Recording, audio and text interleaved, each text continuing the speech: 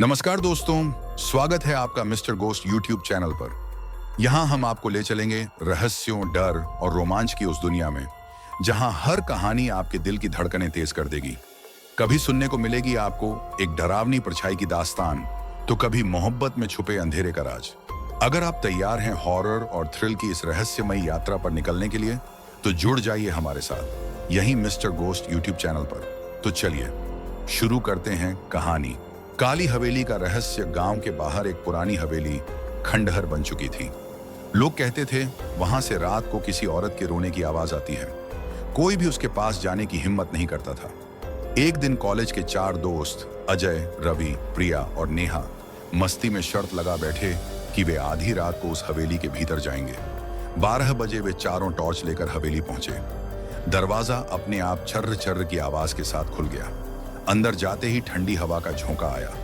दीवारों पर जाले और पुराने चित्र टंगे थे। अचानक सीढ़ियों से पायल की छन छन की आवाज आई। सब रुक गए। टॉर्च का प्रकाश ऊपर डाला तो सफेद साड़ी में एक औरत खड़ी थी, चेहरा ढका हुआ। नेहा ने डरते हुए कहा, कौन कौन है वहां? औरत धीरे धीरे नीचे उतरने लगी। टॉर्च की रोशनी उसके चेहरे पर गई। वहां कोई चेहरा था ही नहीं, सिर्फ काली गहराई। अजय चीख उठा। उसी क्षण दरवाजा जोर से बंद हो गया। चारों ने बाहर भागने की कोशिश की, मगर हवेली के भीतर अब अंधेरा और कराहने की आवाजें भर चुकी थीं।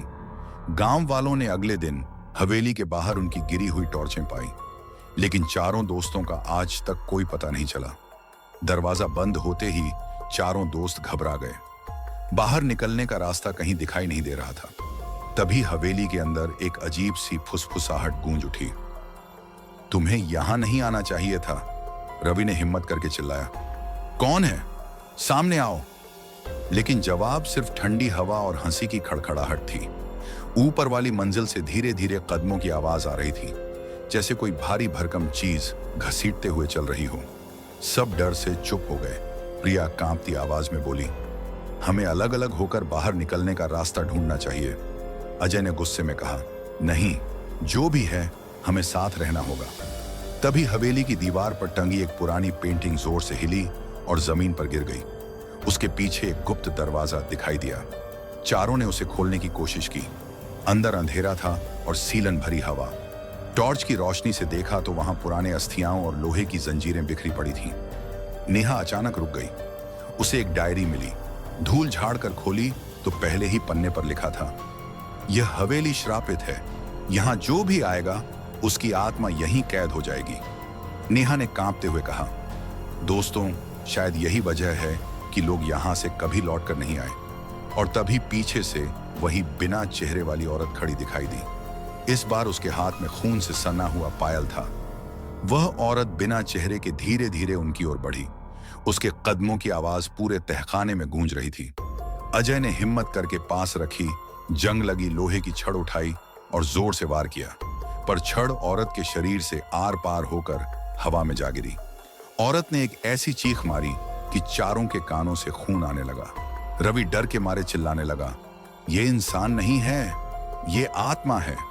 तभी डायरी के पन्ने अपने आप खुलने लगे। एक पन्ने पर लिखा था, इस हवेली की रानी ने अपने ही परिवार की हत्या की थी। उसकी आत्मा मुक्ति नहीं पा सकी। जो भी इस हवेली में आता है उसकी आत्मा रानी के श्राप में फंस जाती है। नेहा ने कांपते हुए पढ़ा, लेकिन इसे रोका कैसे जा सकता है? जैसे ही उसने ये शब्द कहे, हवेली की दीवारों पर लाल खून की धार बहने लगी। टॉर्च बार बार झपकने लगी। प्रिया अचानक गायब हो गई। उसकी चीखें हर तरफ गूंज रही थीं। बचाओ, मुझे कोई खींच रहा है। अब सिर्फ 3 दोस्त बचे थे। दरवाजा अपने आप बंद हो चुका था। बाहर जाने का कोई रास्ता नहीं। और तभी दीवारों से आवाज आई, अब तुम्हारी बारी है। प्रिया की चीखें अचानक थम गईं। तहखाने में सिर्फ अंधेरा और सन्नाटा बचा। अजय, रवि और नेहा एक दूसरे से चिपक कर खड़े थे। डायरी का आखिरी पन्ना अपने आप खुला। उस पर लिखा था, रानी की आत्मा को तभी मुक्ति मिलेगी जब कोई उसकी असली हड्डियों को अग्नि देगा। नेहा कांपते हुए बोली, शायद ये वही अस्थियां हैं। उसने जमीन पर पड़ी सूखी हड्डियों की ओर इशारा किया, लेकिन तभी वह औरत सामने आ गई। इस बार उसके चेहरे पर गहरी काली खाई की जगह खून से भरी आंखें चमक रही थीं। उसने हाथ उठाया और तीनों दोस्त हवा में जकड़ लिए गए। रवि ने पूरी ताकत से टॉर्च की रोशनी उस औरत पर फेंकी। पल भर को उसका चेहरा दर्द से मरोड़ खा गया। अजय ने मौका देखकर पास रखा लालटेन उठाया और हड्डियों पर फेंक दिया। अचानक पूरा तहखाना आग की लपटों से भर गया। औरत ने इतनी भयानक चीख मारी कि हवेली की खिड़कियां टूटकर बिखर गईं। कुछ ही पलों बाद सब कुछ शांत हो गया। अजय, रवि और नेहा जमीन पर पड़े थे। चारों ओर सिर्फ राख और टूटी दीवारें थीं। हवेली अब खंडहर से भी ज्यादा उजड़ी हुई लग रही थी। लेकिन जब तीनों बाहर निकले तो गांव वाले उन्हें घूर कर देख रहे थे। एक बुजुर्ग बोला, तुम तीन, लेकिन हवेली में तो 4 लोग गए थे। अजय, रवि और नेहा ने पीछे देखा। उनके पीछे चौथे कदमों की आवाज आ रही थी। धीरे धीरे सफेद साड़ी में वही औरत फिर से दिखी। इस बार उसके चेहरे पर हल्की मुस्कान थी। हवेली का श्राप कभी टूटा ही नहीं। तो दोस्तों, ये थी आज की डरावनी और रहस्यमयी कहानी। उम्मीद है आपको मजा आया होगा।